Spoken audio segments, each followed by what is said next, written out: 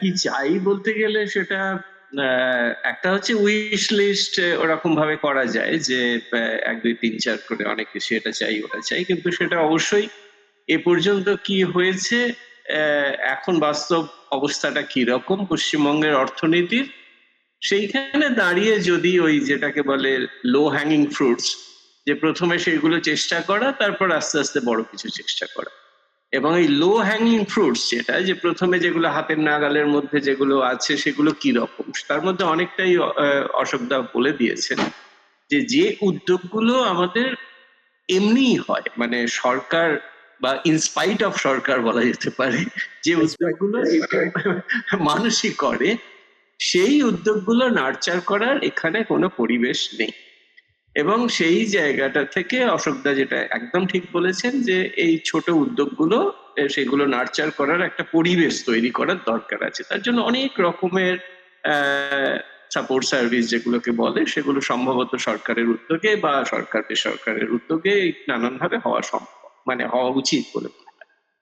কিন্তু তার থেকেও যেটা বড় একটা সমস্যা দিয়ে শুরু করতে হবে, সেটা হচ্ছে যে আমি যদি আমরা যদি পশ্চিমবঙ্গের অর্থনীতিটা এখন দেখি, মোটামুটি ভাবে একদিকে দেখছি যে একটা নেট আউট মাইগ্রেশন স্টেট হয়ে গেছে, অর্থাৎ মাইগ্রেশনটা একটা নেট বাইরেই যাচ্ছে, আসছেও যাচ্ছেও। এবার আসা এবং যাওয়ার মধ্যে যদি প্রকৃতিগত তফাৎটা যদি দেখি, যে কারা যাচ্ছে এবং কারা আসছে, এটা কিছুটা একটা স্টাডি হচ্ছে এবং সেটা এখনো প্রকাশিত হয়নি, সেটা মৈত্রীশ ঘটকরা করছেন। সেখানে একটা জিনিস বেরিয়ে আসছে যেটা খুবই ইন্টারেস্টিং, সেটা হচ্ছে যে যারা যাচ্ছেন তারা মূলত পুরুষরা যাচ্ছেন কেরালা এবং কর্ণাটকা, এবং মহিলারা যাচ্ছেন সাধারণত গৃহশ্রমের কাজে হরিয়ানা এবং দিল্লিতে। এবার পুরুষরা যে কেরালা কর্ণাটকে যাচ্ছেন, কোথায় যাচ্ছেন, এটা মোটামুটি ভাবে কনস্ট্রাকশন বেশি, আর কিছু হচ্ছে ম্যানুফ্যাকচারিং এ যাচ্ছে। আর মহিলারা যাচ্ছেন গৃহ শ্রমিকের কাজে হরিয়ানা এবং দিল্লিতে। এই হচ্ছে আমাদের মাইগ্রেশনের প্যাটার্নটা। এবারে এইটা আবার যারা আসছেন তারা কারা, যারা আসছেন তারা না, তারা দুরকম। একটা হচ্ছে ট্রান্সপোর্ট, যেমন ধরুন আজকে এই যত আমাদের উবের ড্রাইভার ইত্যাদি, এখানে অনেকে আসছেন অন্য রাজ্য থেকে, ট্রান্সপোর্ট একটা। আর একটা হচ্ছে নানান রকমের সেবা ক্ষেত্র, নানান রকমের সার্ভিসেস, ইনক্লুডিং রিটেল ট্রেড। তো এইরকম একটা প্যাটার্ন আমরা দেখতে পাচ্ছি, এবং তার থেকেও যেটা গুরুত্বপূর্ণ সেটা হচ্ছে যারা যাচ্ছেন তাদের অ্যাভারেজ শিক্ষাগত যোগ্যতা, আর যারা ঢুকছেন তাদের অ্যাভারেজ শিক্ষাগত যোগ্যতা রাফলি একটা তফাৎ দেখা যাচ্ছে।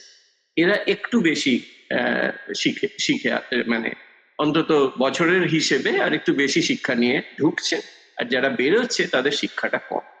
সুতরাং শেষ পর্যন্ত যেটা হয়ে দাঁড়াচ্ছে, যে শিল্প তো হবে, তাহলে শিল্পে যারা নিযুক্ত হবে তারা কি এখানকার এরাই হবে, নাকি ওই রকম আশেপাশের রাজ্য থেকে যাদের একটু বেশি শিক্ষাগত যোগ্যতা আছে তারা এসে সেখানে ঢুকবে? এই সম্ভাবনাটা তো একদম উড়িয়ে দেওয়া যায় না, এটা হতেই পারে। তাহলে মূলগত সমস্যা ওইটাই হয়ে যাচ্ছে, যে শিল্প হলেই তো হলো না, শিল্পের সঙ্গে আমরা কর্মসংস্থানের কথা ভাবি। তাহলে যেটুকু যে কর্মসংস্থান হবে সেটা তো আমি বলতে পারি না যে এখানে শুধু বাংলার মানুষকেই আমাকে দিতে হবে কাজগুলো, অন্যদের দেব না, তা তো আমি বলতে পারি না। এখানে একটা শর্টিং হয়ে যাবে, সেই শর্টিংটা নিয়ে আমার একটু উদ্বেগ আছে। এই শর্টিং এর ফলে যেটা হতে পারে সেটা হচ্ছে যে আমাদের যেহেতু এদের শিক্ষাগত যোগ্যতা কম, ফলে এদের জন্য থাকবে কিন্তু শুধুমাত্র এই কনস্ট্রাকশনের একদম অদক্ষ যে কাজগুলো সেইগুলোই পড়ে থাকবে। তো এইটা একটা উদ্বেগের ব্যাপার। সেই জন্য আমি ঘুরে ফিরে সবসময় বলবো যে শিল্প তো চাই, কিন্তু পশ্চিমবঙ্গের আমাদের যে মানব পুঁজি, যেটা মানব পুঁজিটাও তো ঠিকঠাক আছে কি আমাদের, এইটা একটা কিন্তু বড় সমস্যা আমাদের। অর্থাৎ বাইরে অদক্ষ শ্রমিকের মজুরিও যেহেতু একটু বেশি, ফলে তারা বাইরে গিয়ে এখন একটু বেশি মজুরি পাচ্ছে, সেটা ঠিক কথাই। কিন্তু পশ্চিমবঙ্গে যখন শিল্প হবে, তখন যে কর্মসংস্থান হবে সেখানে কি এরা কাজ পাবেন যারা এখন রাজ্যের বাইরে চলে যাচ্ছেন? পাবেন না। তো এইটা একটা বড় চিন্তার দরকার আছে আর কি। হ্যাঁ বলুন। হ্যাঁ, আপনি আনমিউট করুন। হ্যাঁ, এখানে প্রশ্ন আছে, সেটা হচ্ছে মানব পুঁজি গঠন বলতে তো শিক্ষা, প্রধানত শিক্ষা, স্বাস্থ্য ব্যাপারটা অবশ্যই আছে। শিক্ষাতে আমি যদি আজ থেকে যদি বিরাট একটু বৈপ্লবিক পরিবর্তন করেও দিই, তাহলেও সেই মানুষগুলোর কর্মক্ষম বয়সে পৌঁছতে কিন্তু একটা সময় লাগবে, একটা ফেজ ল্যাগ থাকবে, টাইম ল্যাগ থাকবে। আমি ক্লাস 1 থেকে খুব ভালো করে লেখাপড়া করাতে শুরু করি, তাহলে সে অন্তত 15 বছর পরে সে গিয়ে ঠিকঠাক মানে কাজের জগতে পৌঁছতে পারবে। হ্যাঁ, মানে এখানে পশ্চিমবঙ্গে একটা আমি নিজের অভিজ্ঞতা থেকে যেটা বলতে পারি আর কি, পশ্চিমবঙ্গের শিক্ষাকে আমরা বিপুলভাবে পিছিয়ে পড়ছি। ক্লাস 12 যারা পাস করেছেন তারা কিন্তু কিচ্ছু জানেন না। হ্যাঁ, এবং শিক্ষার আরেকটা গুরুত্ব আরেকটা দিক থেকে আছে, সেটা হচ্ছে যে আমি যদি মানে অন্য রাজ্য থেকেও তো অনেক কিছু শেখা যায়। আমি ওই জন্য সবসময় আমি তামিলনাড়ুর সঙ্গে তুলনা করে দেখি পশ্চিমবঙ্গের, এবং তামিলনাড়ুর যে শিল্প উৎপাদনের যে শতকরা হার অনেক বেশি আমাদের থেকে। এর কারণটা হচ্ছে একটা ব্যাপক একটা ওই ইন্ডাস্ট্রিয়াল স্মল ইন্ডাস্ট্রি বেস বলা যেতে পারে, সেটা খুব ব্যাপক। সেটা কিভাবে হয়েছে? সেটা হয়েছে এক ধরনের আপওয়ার্ড মোবিলিটি থেকে, অর্থাৎ যে যারা ট্র্যাডিশনালি গ্রামাঞ্চল থেকে তারা প্রথমে কোনো ক্রাফটসে যাচ্ছে শহরে, সেই ক্রাফটসের কাজ করতে করতে তারা নিজেরাই এন্টারপ্রেনার হয়ে উঠছে। এবার এই এন্টারপ্রেনার হয়ে গিয়ে সেটা মানে গেঞ্জি বোনা হোক আর যাই হোক, সেখান থেকে পুরো তিরুপুরের যে টেক্সটাইল, সেটা তো বেশিরভাগই ছোট উদ্যোগ থেকে হয়েছে। এই যে ছোট উদ্যোগ থেকে আস্তে আস্তে তারা এক্সপোর্টের দিকেও চলে যাচ্ছে, যেটা অশোকদাও বললেন, এই ট্রানজিশনটা হতে গেলে না কতগুলো জিনিস দরকার।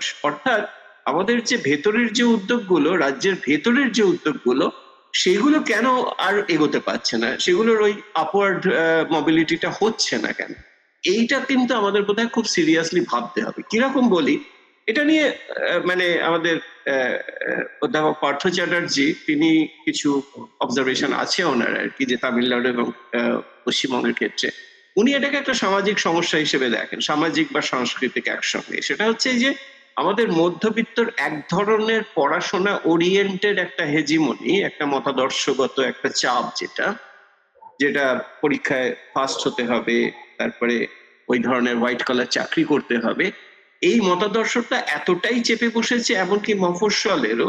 সেখানেও কিন্তু যেটা দেখা যাচ্ছে যে এই ধরনের এটা যদি করতে না পারলাম তাহলে আর কিছুই হলো না। কিন্তু কিছুই হলো না তো নয়, তারা তো ছোটখাটো উদ্যোগের সঙ্গে জড়িত আছেন। এবং পশ্চিমবঙ্গে যেটা অশোকদা বলছেন, যে আমি যদি বলি যে নন এগ্রিকালচারাল এন্টারপ্রাইজের সংখ্যা যদি বলেন, সে সংখ্যা তো হিউজ, সব থেকে বেশি তো পশ্চিমবঙ্গে সেখানে।